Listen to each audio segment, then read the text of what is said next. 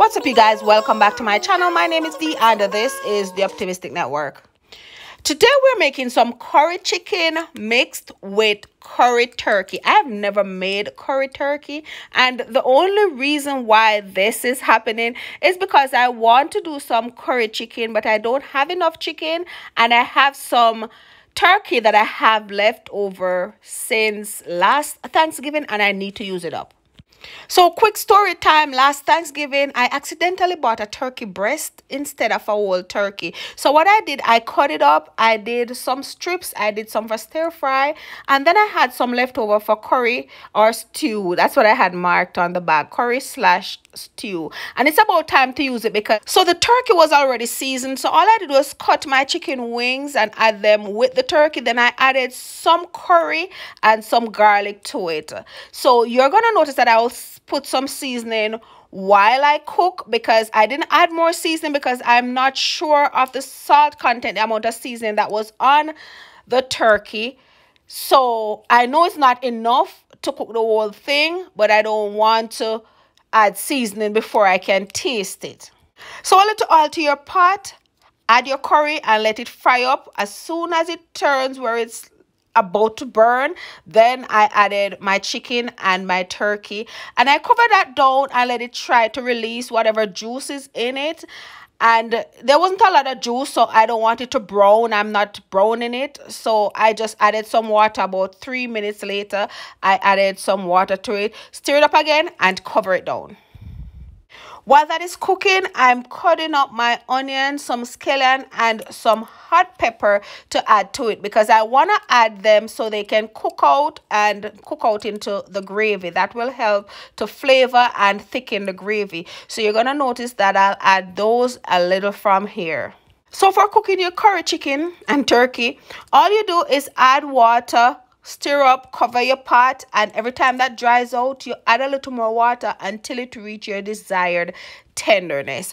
Don't fill the pot of water, just add your water cup by cup, little by little, until it reaches your desired tenderness. So that's what I'm pretty much doing here. Here you saw me just added the aromatics that I told you that I was going to add to it, and I'm just going to stir that up and cover it down.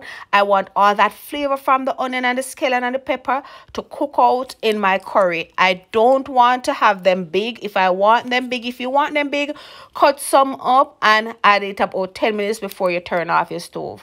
So I told you that I was going to add more seasoning. So when my meat is cooked halfway, I just put a little of the gravy in the palm of my hand and I tasted it to see how much salt or seasoning I needed to add. So when I tasted it, it didn't really want salt per se, but it wanted some seasoning. So I added some of this pimento, ginger, garlic seasoning. I added some chicken seasoning, and I added some garlic powder to it, and that was perfect. I think the chicken seasoning have a little salt in it, so that's why I didn't add any other salt.